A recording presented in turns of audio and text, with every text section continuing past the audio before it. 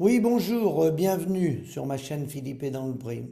Alors, tout d'abord, je vais vous faire un certain nombre de propositions comme je l'avais déjà fait.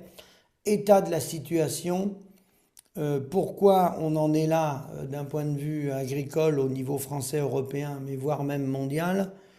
Et avant de démarrer, j'ai mis 8 points qui me paraissent importants.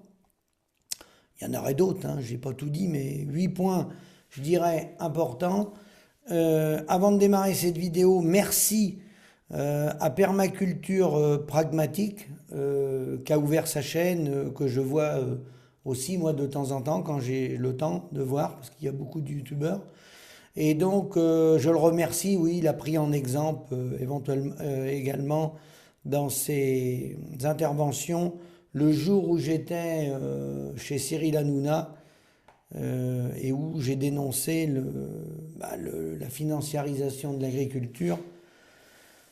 Le modèle de libre-échange, où est-ce qu'il nous a entraîné? Il a entraîné la paysannerie, mais pas que la paysannerie, dans un appauvrissement généralisé. Donc merci à lui, hein, Permaculture Pragmatique. Je le salue pour son travail, parce que tous ceux qui font du travail, il faut les saluer. Donc je commence dans l'ordre petit 1, donc dans le même sens que ce qu'il dit, hein, dans ses vidéos. Je partage bien entendu toute une partie de son analyse, hein, qu'il faut revenir sur des fermes à taille humaine, des fermes plus petites sur l'ensemble du territoire, faire ce qu'on appelle des nourricières pour avoir un maximum d'autonomie, mais ne pas partir sur des grandes exploitations, sur des exploitations gigantesques qu'endettent les paysans qui rapportent à tout le monde sauf aux paysans, l'agro-industrie, l'agroalimentaire, mais pas que, toute l'industrie de services. Donc il a complètement raison, et pour aller dans son sens, pour abonder un peu ce qu'il peut dire, hein, moi j'ai pris 8 points que je vais vous passer rapidement. Alors, revoir le modèle, on ne fera rien si on ne revoit pas le modèle. Alors, il ne faut pas mettre 30 ans avant de le revoir, parce qu'il n'y aura plus personne. Il faudrait se fixer un cap avec des étapes à long moyen terme. S'appuyer sur quoi? S'appuyer sur les PAT, les plans alimentaires territoriaux, qui s'appuient sur la loi de la sécurité civile de août 2004, hein, la loi 2004-811, article 3, qui dit que les élus, les maires, hein, le plus près des territoires, c'est les maires, doivent répondre à la sécurité alimentaire des populations en cas de cyberattaque, conflit majeur, etc. Et même, ça va dans le sens de l'ANSES, qui précise bien dans ses rapports que l'alimentation, c'est incontournable, ça a un impact considérable sur la santé, sur les cancers, mais pas que. Donc une alimentation saine, locale, alors bio, conventionnelle, mais locale, hein, pas le moins possible de produits transformés par l'industrie agroalimentaire qui pille les paysans et qui nous mettent dans nos assiettes, on ne sait pas toujours ce qu'on mange. Quand ça vient de pays étrangers, ben, c'est pareil, ça rentre dans le cadre du libre-échange. On utilise des produits qu'utilisent également pas les mêmes normes que nous, enfin tout ça vous connaissez. Donc revenir sur ce qu'on appelle les nourricières, revenir à l'échelon des territoires au maximum et faire augmenter le curseur des 3 milliards d'euros sur les 76 milliards de la Ferme France qui sont faits en circuit court. Alors vous connaissez les AMAP, mais il n'y a pas que les AMAP, il y a plein d'autres agriculteurs qui travaillent en direct avec les consommateurs ou les petits magasins. Et ce chiffre de 3 milliards, bien sûr qu'il faut l'augmenter, c'est beaucoup trop faible. Et pour ça, il faut sortir des bras de la coopération agricole et de toutes ces multinationales qui attachent les paysans à un modèle. Donc il faut revoir le modèle. C'est le modèle qui nous conduit à l'appauvrissement, hein. Donc les PAT, les plans alimentaires territoriaux, revenir tout ce qu'on peut faire au local. Là, ça ne dépend pas, ça dépend des articles de loi de la sécurité civile. Ça n'a rien à voir avec les règles européennes et les traités européens, parce que là, on parle de sécurité alimentaire, on parle de sécurité civile. Voilà. Donc ça, c'est tout à fait réalisable. C'est commencé. Certains élus l'ont fait. Ça commence, mais pas assez vite. Parce que, voilà, il faut des gens pour s'occuper de ça. Ça ne se met pas en place du jour au lendemain. faut créer une charte pour que les gens rentrent bien dans un mode de fonctionnement et que ça parte pas dans tous les sens, parce qu'autrement ça peut partir dans tous les sens. Théoriquement, je vais aller au fond du sujet, pour être bien, il faudrait que les agriculteurs aient une formation, je dis bien une formation, pour ne pas partir dans tous les sens. Faire du direct, oui, mais pas n'importe comment et pas à n'importe quel prix, parce que sinon on se tire une balle dans le pied. Ensuite, point numéro 2, sur le reste du commerce. Alors, souveraineté maximum, tout ce qu'on peut produire chez nous, on le produit, on ne l'importe pas, d'accord? Parce qu'après, je vais vous dire à la fin, ça a un impact sur les emplois. Sur le reste du commerce, parce qu'évidemment, on va toujours faire du commerce international, hein, donc il faut partir sur la base de la Charte de la Havane de 1947, hein, qui était un autre modèle agricole, un autre modèle d'échange commercial, agricole et pas qu'agricole, hein, qui, je le rappelle, était ni le modèle soviétique, ni le modèle actuel dans lequel on est, hein, qui était un modèle de coopération entre les États, interdiction de la spéculation et équilibre de la balance des paiements, très important. 3, revoir le modèle fiscal, hein, voilà, bien sûr, le modèle fiscal, je parle pour la France, le modèle fiscal agricole, c'est une catastrophe. Peut-être que le mieux adapté serait un modèle à l'IS, à l'impôt sur les sociétés, exonéré des plus-values, où on paierait nos cotisations sociales et nos impôts sur notre salaire réel, c'est-à-dire souvent vous appelez ça les prélèvements privés, mais sur notre salaire réel et non pas sur un bénéfice d'entreprise qui est destiné à réinvestir, rémunérer les capitaux engagés, garder une marge de sécurité qui n'a rien à voir avec notre salaire. On est imposé sur un bénéfice d'entreprise et ça détruit nos exploitations agricoles parce que les gens se retrouvent à payer des cotisations même si il existe des leviers, comme je l'ai déjà dit, et que vous avez pu le voir pour ceux qui étaient venus à l'Assemblée Générale du SAMU social agricole, il existe des outils pour faire de l'optimisation fiscale, comme dans toutes les entreprises. C'est pas lié qu'à l'agriculture, ça. Mais c'est quand même un problème, parce que ça oblige à chercher des leviers fiscaux, sinon les gens travaillent que pour payer des impôts et de la MSA, et c'est pas en corrélation avec la situation réelle de l'exploitation. 4, ce qu'il faut bien retenir aussi, le message que je veux faire passer, c'est que les nations de demain qui seront fortes et souveraines seront des nations qui auront un équilibre entre les emplois tertiaires, les emplois de l'industrie et les emplois agricoles. C'est-à-dire que aujourd'hui, dans nos sociétés occidentales, on a créé beaucoup de tertiaires, des gens qui ne créent pas de valeur, qui créent des sociétés de services, mais qui ne créent pas de valeur.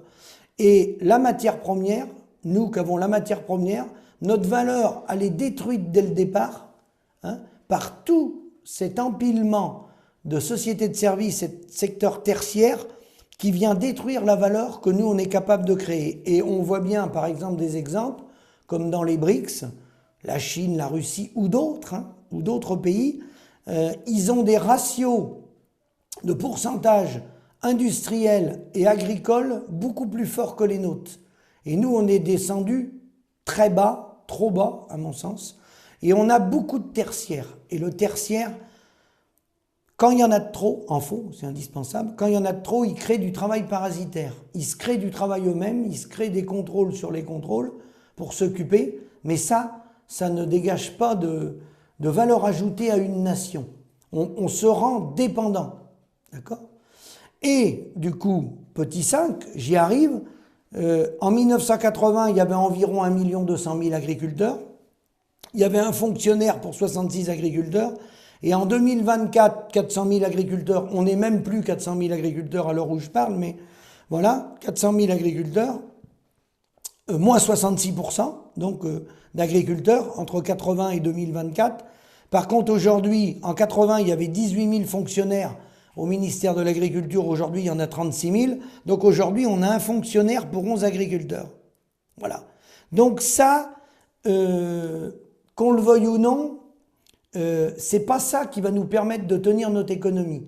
On est trop faible on a trop baissé en agricole et en industrie. Et pour reprendre du cap en agricole, contrairement à ce que certains peuvent penser, il ne faut pas agrandir les fermes, il faut multiplier les exploitations où les gens peuvent s'installer sur des petites ou moyennes exploitations, mais en travaillant au maximum, j'ai bien dit au maximum, sur le local. Et le reste, commerce sur la base de la charte de la Havane. Oui, pourquoi? J'arrive au point numéro 6, j'en ai 8.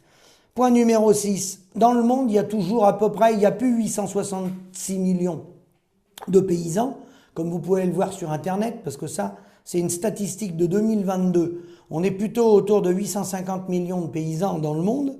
Hein, et pour trouver un équilibre, et si on veut que la France fonctionne, malgré si on a demain des politiques pour remettre debout l'agriculture et l'industrie, on ne pourra jamais tout équilibrer pour qu'il n'y ait pas de différence de salaire entre les corps de métier. Donc il y a toujours des secteurs d'activité type l'armement ou d'autres, hein, la chimie, qui, à qualification égale, vont donner plus de rémunération que d'être par exemple dans l'agricole ou dans le bâtiment. Donc pour donner de l'attrait, pour demain attirer les talents dans l'agriculture ou dans d'autres secteurs d'activité indispensables à la vie, il faut ensuite faire ce qu'on appelle un rééquilibrage sectoriel. Et ça, il faut l'accepter. Ça veut dire qu'à qualification égale, il faut qu'il y ait des gens qui acceptent de gagner un peu moins. Ils sont dans des industries qui vont leur permettre de gagner beaucoup plus, mais font un rééquilibrage sectoriel. Parce que, à ma connaissance, on ne peut pas vivre sans manger. Donc si les gens qui travaillent dans l'armement ou dans la chimie, ils ont des salaires 20 ou 30% supérieurs à l'agricole ou par exemple le bâtiment, eh ben, il faut un rééquilibrage sectoriel. Parce que sans agriculture, on ne peut rien faire. Sans industrie, on ne peut rien faire. Sans les gens qui construisent le bâtiment, le BTP, on ne peut rien faire. Il faut de tout pour faire un monde. Mais pour que ça soit équilibré, il faut accepter à des moments ceux qui gagnent plus, parce que le secteur d'activité est plus porteur, il faut un rééquilibrage sectoriel. Ensuite, petit 7, la preuve que la politique néolibérale ne fonctionne pas, hein, le modèle économique néolibéral ne fonctionne pas. On peut le prouver très facilement en regardant à côté de chez nous nos voisins l'Allemagne qui ont été de façon, alors plus maintenant, mais qui ont été à plus de 200 milliards d'euros d'excédent brut, d'excédent commercial, pardon, plus de 200 milliards d'euros, hein, certaines années. Nous, on est monté à 36 milliards, hein, au meilleur de notre forme, hein, de la balance commerciale, hein, avant qu'elle devienne déficitaire, beaucoup déficitaire. Mais les Allemands ont été à plus de 200 milliards. J'ai vu des années où ils étaient à 225 milliards. D'accord ? Et quand les Allemands étaient à plus de 200 milliards, et nous, on était à plus 20 ou 25 milliards, hein, de la balance commerciale, positif, eh bien, quand on regarde à catégorie de chômeurs égale et qu'on compare la France à l'Allemagne, dans ces années-là, on n'avait que 200, 220 000, 210 000 chômeurs d'écart entre nous et l'Allemagne. Ça, c'est une preuve que la politique de l'offre, le tous contre tous, exporter à tout prix, à bas coût, baisser les prix pour prendre des parts de marché, comme le font les Allemands, hein, avec les usines Volkswagen, etc., et les produits agricoles, ça ne fonctionne pas. Parce que si ça fonctionnait, l'écart, il ne devrait pas être de 210 000 euros, hein, de chômeurs. Eux, ils devraient avoir pratiquement pas de chômage, et nous, on devrait en avoir plusieurs millions, hein, si c'était lié aux balances commerciales et à la politique de l'offre. Hein. Et en plus, ce modèle-là crée des travailleurs pauvres. Parce que des travailleurs pauvres, il y en a en Allemagne. Hein. À la fin du mandat de la chancelière allemande, Angela Merkel, il y avait 5 millions de travailleurs allemands qui gagnaient 500 euros par mois. 5 millions de travailleurs allemands. Donc ça, il faut en tenir compte. Donc la politique de l'offre, le libre-échange à tout va, on peut démontrer que ça ne marche pas, on a les chiffres. Ensuite, dernier point, le point numéro 8, terminer ma vidéo. Alors, comme je l'ai dit dans des précédentes vidéos, attention à ceux qui brandissent le mot Frexit pour essayer de détourner l'attention des gens, en faire un slogan de campagne, alors que le Frexit, c'est un moyen institutionnel, c'est un outil institutionnel, mais ce n'est pas la solution absolue au problème. Hein ? Ce qui compte, c'est la nature du commerce, c'est pas Frexit. Hein. La preuve, vous pouvez aller voir ce qu'ont fait le Brexit.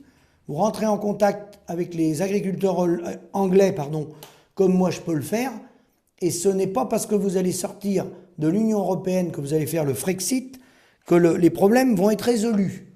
Je vais prendre 3 exemples. 2 pour l'Europe, 1 hors de l'Europe.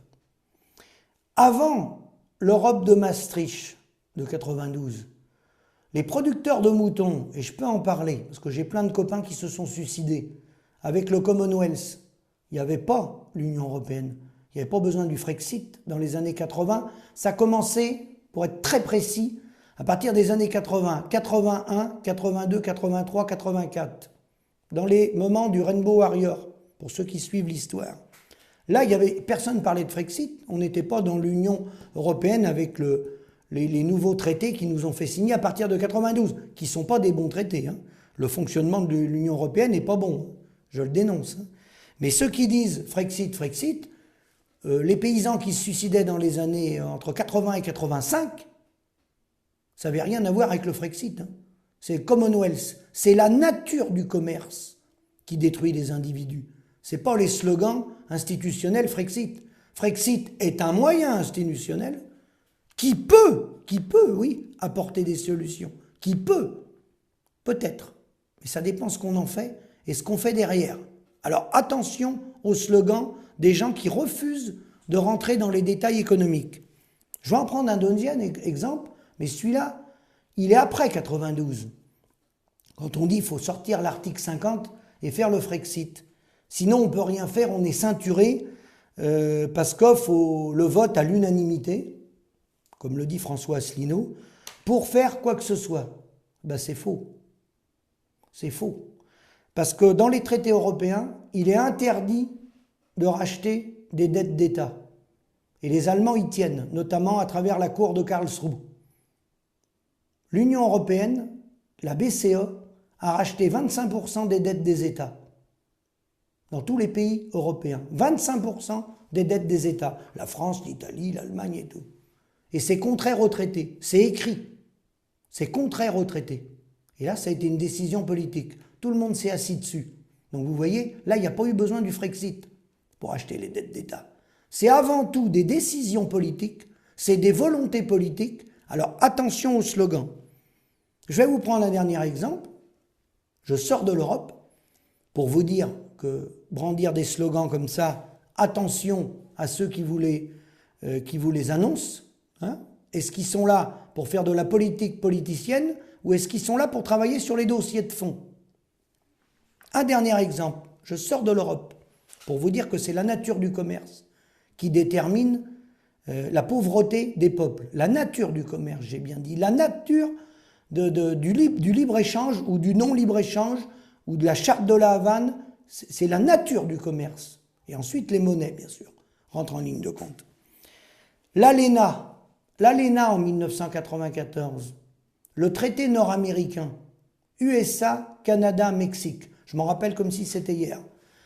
Avant ce traité de l'ANEA nord-américain, il y avait une concurrence terrible entre les agriculteurs. Renseignez-vous s'il n'y avait pas de concurrence entre les agriculteurs américains, canadiens et mexicains.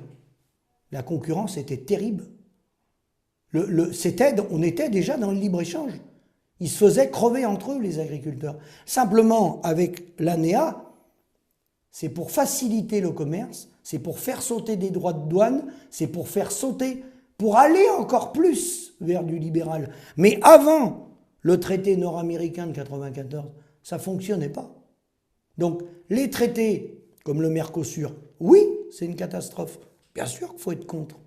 Hein, mais il y a eu besoin d'attendre le Mercosur pour que les paysans se suicident. Avant le Mercosur, les paysans se suicidaient déjà. Alors bien sûr que ça ne va pas arranger les choses. Ça, je ne veux pas vous dire le contraire.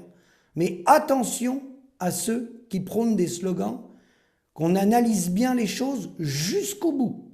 Jusqu'au bout. Prononcer des mots, c'est une chose. La nature du commerce et le fonctionnement derrière, c'en est une autre. On peut donner des grands slogans, mais rien changer dans le cadre. Si vous balancez des grands slogans et que vous ne changez rien dans le mode de fonctionnement du commerce et dans le cadre, vous allez faire de la politique politicienne, vous allez faire des voix aux élections et puis vous allez tromper vos électeurs.